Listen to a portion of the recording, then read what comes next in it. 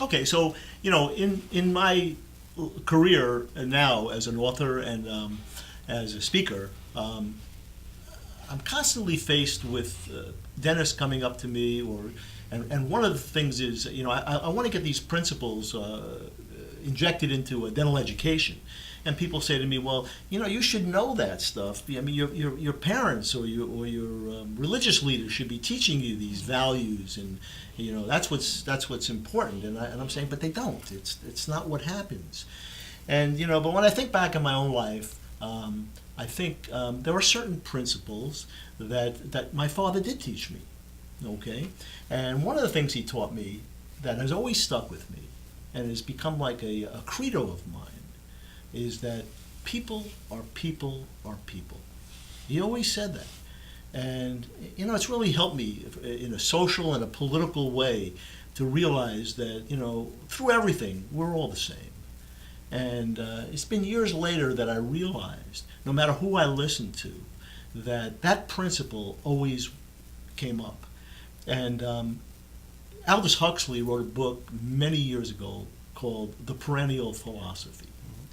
And what it means is that no matter what time we live, whether we're living in 2018, in these times, or if we're living in New York City in 1965, or if we're living in Athens in 300 BC, people were still people. And so all of the principles that I have learned still apply. And so all of these techniques that practice management people teach us, they take a back seat to the basic principles of behavior and people and psychology and philosophy, and they still apply today. I call them, on a previous video, I call them the human universals.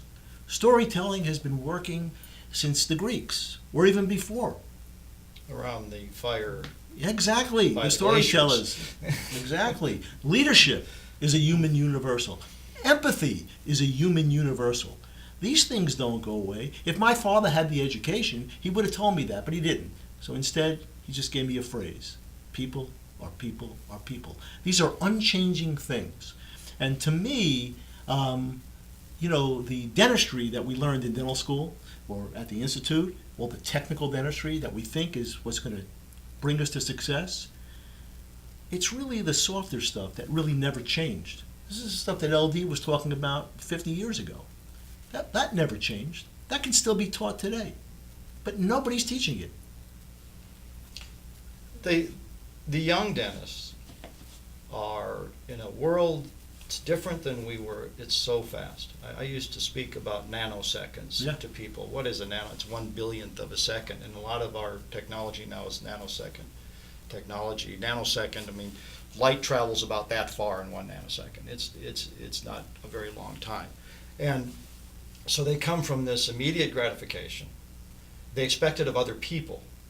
So when their patients come in, sometimes they take what they have and give it to them, like, oh, I better finish this right away, or teeth in a day. All this stuff we're seeing now, they're pressured by that. But if they would go back and treat them like the ancient people that we are, exactly, that then they could get to that, but they don't lose them in the process. Because some people aren't ready to hear all that right away, especially if you haven't done your homework up front with them in a relationship basis. Yeah, and that's a great point. And actually, on another video earlier, I used this phrase. I explained it twice on that last video, but with people, keyword people, with people, fast is slow, and slow is fast. What does that mean? And I said the same thing on the other video. If we take our time with people, and we don't ask them to make that decision quick because we have to, we're being pushed to, for whatever reasons, and there are so many reasons why we feel that way, then people will make their decisions faster. They appreciate that slow. And the word for that is, that's one of the ways you build trust. And trust is a human universal that hasn't changed since even before the Greeks. When I was faster, when you're younger, you're faster. Mm-hmm. They would go, yeah, and they go, and they walk up to the front desk, and they tell my receptionist, I'm going to think about it. Okay. Now they go, that makes a lot of sense. I don't know what I'm going to do. And by the time they get up to reception desk, they're making an appointment. That's the difference. Right.